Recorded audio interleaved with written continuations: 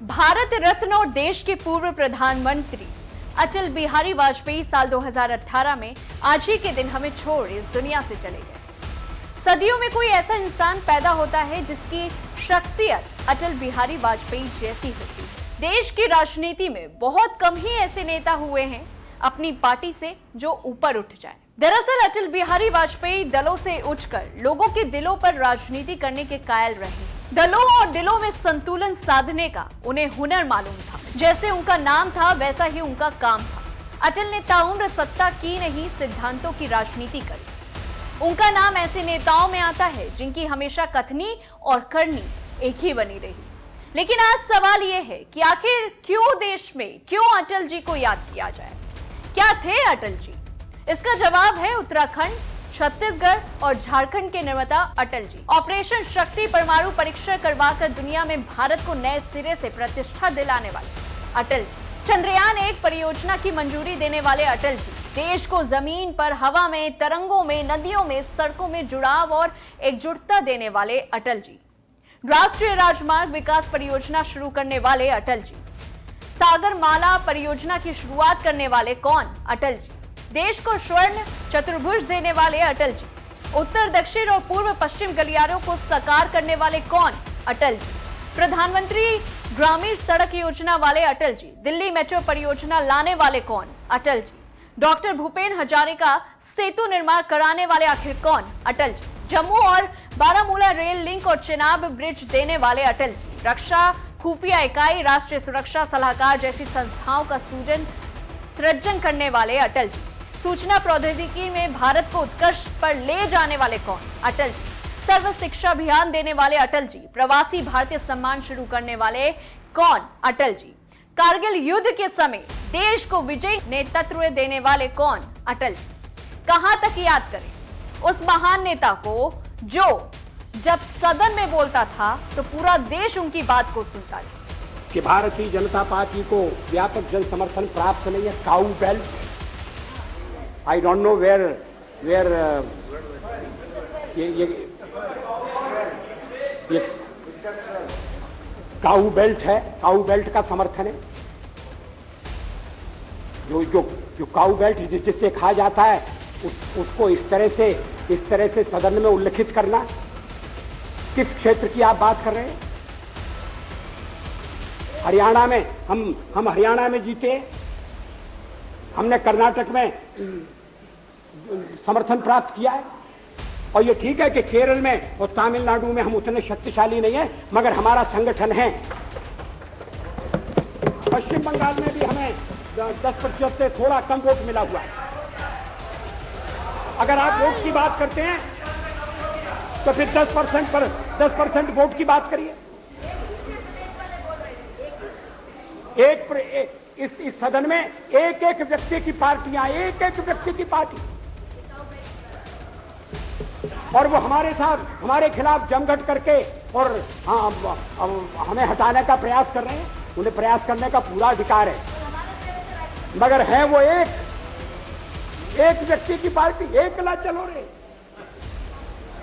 और चलो एकला अपने चुनाव क्षेत्र से और दिल्ली में आकर हो जाओ इकट्ठे रे। किस लिए इकट्ठे हो जाओ? देश के भले के लिए। स्वागत है। हम भी अपने ढंग से देश की सेवा कर रहे हैं। और अगर हम देशभक्त न होते और अगर हम निस्वार्थ भाव से राजनीति में अपना स्थान बनाने का प्रयास न करते, और हमारे इन प्रयासों के पीछे 40 साल की साधना है। ये कोई आकस्मिक जनादेश नहीं है, कोई चमत्कार नहीं हुआ है। हमने मेहनत की, हम लोगों में गए, हमने संघर्ष किया है। पार्टी 365 दिन चलने वाली पार्टी है। ये कोई चुनाव में कुकुर मुक्के की तरह से खड़ी होने वाली पार्टी नहीं है। और आज हमें अकारण कटघरे में खड़ा किया जा रहा है क्योंकि हम थोड़ी ज्यादा सीटें नहीं ले सके। हम मानते हैं हमारी कमजोरी है, हमें बहुमत मिलना चाहिए। राष्ट्रपति ने हमें अवसर दिया, हमने उसका लाभ उठाने की कोशिश की है, हमें सफलता नहीं मिली, वो अलग बात है। लेकिन हम फिर भी सदन में सबसे बड़े विरोधी दल के रूप में बैठेंगे और आपको हमारा सहयोग लेकर सदन चलाना पड़ेगा, इस बात को मत भूलिए। मगर सदन चलाने में और ठीक तरह से चलाने में हम आपको पूरा सहयोग देंगे, ये आपको आश्वासन देना चाहते हैं। मगर सरकार आप कैसी बनाएंगे, वो सरकार किस कार्यक्रम पर बनेगी, वो सरकार कैसी चलेगी, मैं नहीं जानता। लेकिन जहां तक दलितों का सवाल है, शेड्यूल कास्ट के टोटल मेंबर्स हैं 77 और उनमें से 29 मेंबर्स बीजेपी के चुने गए।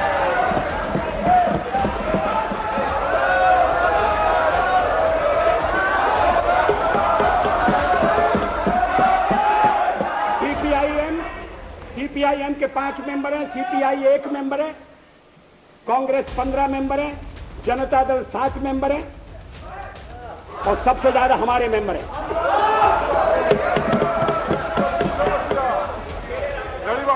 और एसटीसी में भी, शेड्यूल ट्राइब्स में भी total number of seat is 41, BJP 11। हमारा जनाधार नहीं है, हमें लोगों का व्यापक समर्थन प्राप्त नहीं है। अगर आप हमें छोड़कर सत्ता बनाना चाहते हैं और आप समझते हैं कि वो सरकार टिकाऊ होगी, मुझे तो उसके टिकने के लक्षण नहीं दिखाई देते। वो पहले तो उसका जन्म लेना कठिन है, जन्म लेने के बाद जीवित रहना कठिन है। और ये सरकार अंतर विरोधों में घिरी हुई देश का कितना लाभ कर सकेगी, ये एक प्रश्नवाचक चिन्ह है। हर बात के लिए आपको कांग्रेस के पास दौड़ना पड़ेगा और जब आप उन पर निर्भर हो जाएंगे, अभी तो मैं नहीं जानता, पहले चर्चा हुई कि कुछ शर्तें लगाई जा रही, फिर चर्चा हुई कि कोऑर्डिनेटिंग कमेटी बनाना पड़ेगी। फ्लोर पर भी हम लोग कोऑर्डिनेशन करते हैं, उसके बिना तो सदन नहीं चलता है।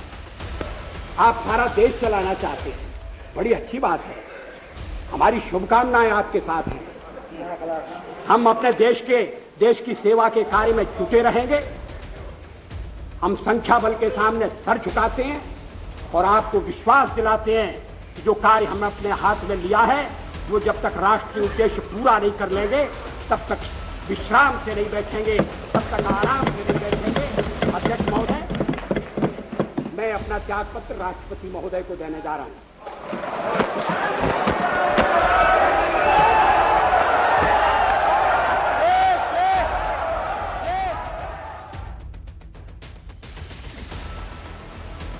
जिसकी प्रधानमंत्री नेहरू भी तारीफ किया करते थे, जिसने गुजरात दंगों के समय तत्कालीन सीएम नरेंद्र मोदी राजधर्म का पाठ पढ़ाया था। एक पत्रकार से लेकर 3 बार देश के प्रधानमंत्री बनने तक का यह सफर शानदार रहा। आज हम अटल को उनके अटल फैसलों, उनकी अटल जिंदगी के लिए भी याद करते हैं। अगर आपको हमारे ये खास वीडियो पसंद आई हो तो हमारे चैनल पॉलिटिक्स जंक्शन को सब्सक्राइब करना ना